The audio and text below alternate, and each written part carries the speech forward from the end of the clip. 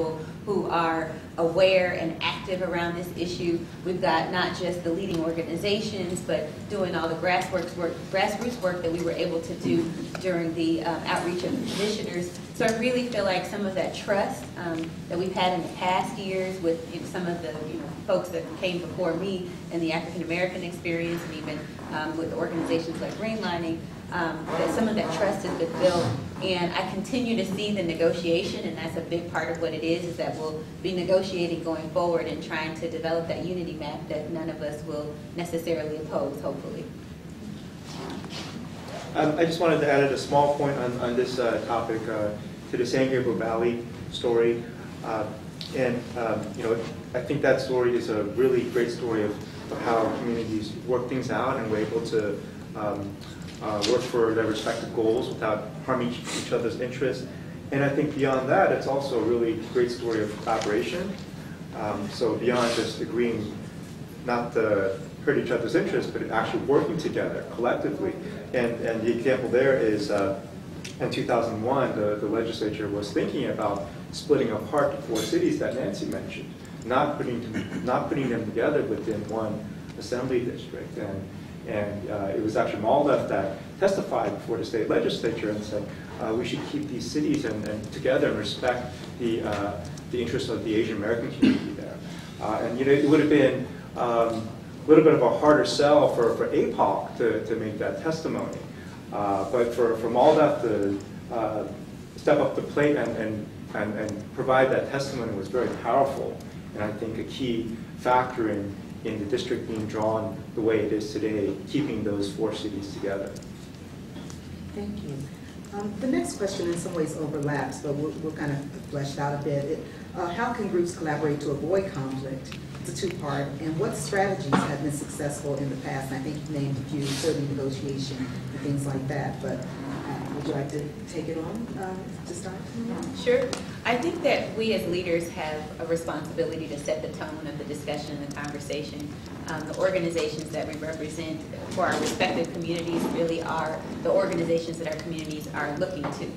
I can by no means sit here and say that Greenlining's multi-ethnic approach has always been perfect in the sense that there haven't been groups that haven't gotten along or for whatever reason have determined that there's conflict. Nor can I say that any African American who is out there who may have a different perspective about things won't convey that out in the public.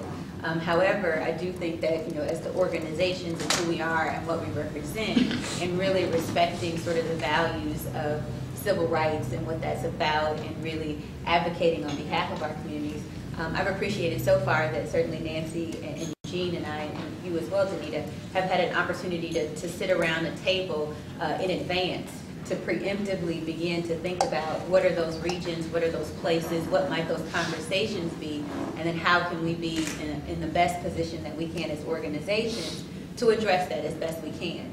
Are there leaders that we can educate to ensure that if there is a goal of a particular community, that that's respected, that that's heard, and that everybody is a part of that process and feels like they've been respected and heard. So certainly, again, I really feel like it's really up to the leaders. And I appreciate that even having an opportunity at a place like this, the video that Greenlining put together, as some of you saw at lunch today, I mean, that was our state's most diverse leaders of some of the most respected institutions that we have, not only in this state, but in this country, saying that we have something at stake together on this issue. And we go back to that very same issue, and that is we've all got very similar needs and very similar concerns, and we have got to find a way to come together under the umbrella of a new drawn district, or certainly under the umbrella of a piece of legislation that will positively impact us all.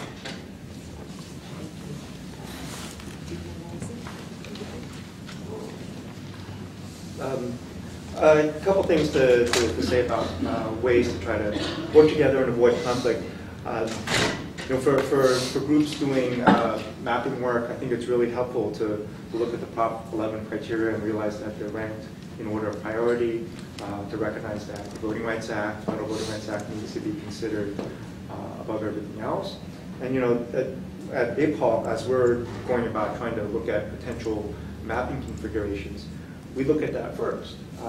To give you an example, in Orange County, we did a community meeting in Orange County just recently, and we were explaining to community members we want to try to keep Garden Grove and Westminster together. Those two cities are known as Little Saigon, and we want to keep that area together because of shared race, but also other shared characteristics and interests.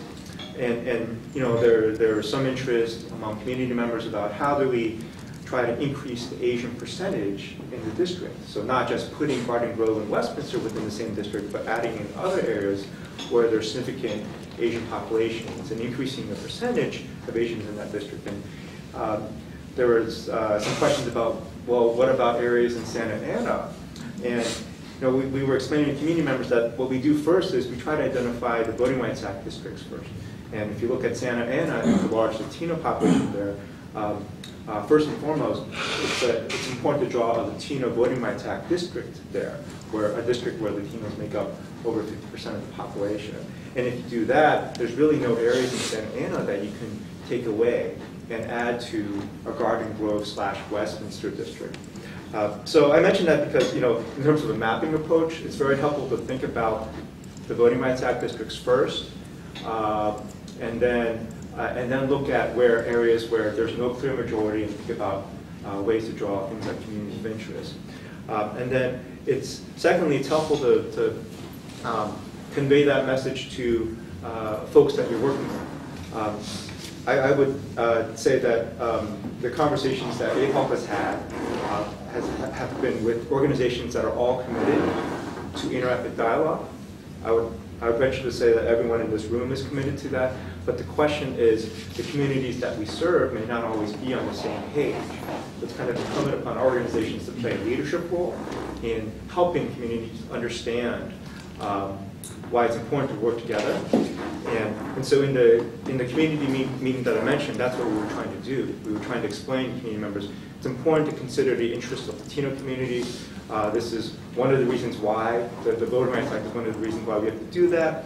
And that's something we plan to do in our public outreach on a consistent basis. So in our press releases and in all of our community meetings, that's a message that we're putting out there. It's not just about maximizing API percentages within districts. It's looking at communities with common interest to try to form communities of interest, and then also looking at the Voting Rights Act interest of other communities. And I would just like to add, there's a number of things that we've learned over the years in terms of some practical strategies. And one has obviously been mentioned earlier, communication, developing the relationship of trust. That the relationship can be developed through joint projects. For instance, in 2001, the African American, Asian American, Latino groups got together and put on a redistricting conference, a one-day training session. Those collaborative efforts help to build those relationships. In addition, having multiple conversations, it's not just going to be one or two conversations. There has to be a commitment to having multiple conversations and an ongoing dialogue. In addition, one of the things we've done is we've put together the impact of redistricting in your community. It's a guide that was put together by MALDEF, the Legal Defense Fund, and the Asian American Justice Center. It's being distributed throughout our communities. Again, an example of how the three groups are working together. Another important aspect is to consult with the leadership of the other minority groups. One of the things that happened in, I believe it was in 2001, we were looking at South LA, and the leadership of MALDEF met with the leadership of the African American community to talk about what to do about redistricting in the South LA area. And those communications were critical in being able to continue to maintain African American representation in that area. We also set certain ground rules, like the ground rules I had mentioned earlier. MALDEF had set ground rules of not drawing a district at the expense of another minority group, as well as having the goal of presenting maps that no other groups would oppose. The Legal Defense Fund had a principle that if a district can be drawn under Section 2 of the Voting Rights Act, then they would not oppose it. So that's important. If we can submit joint maps, it sends an even stronger message. Also coordinating testimony, that's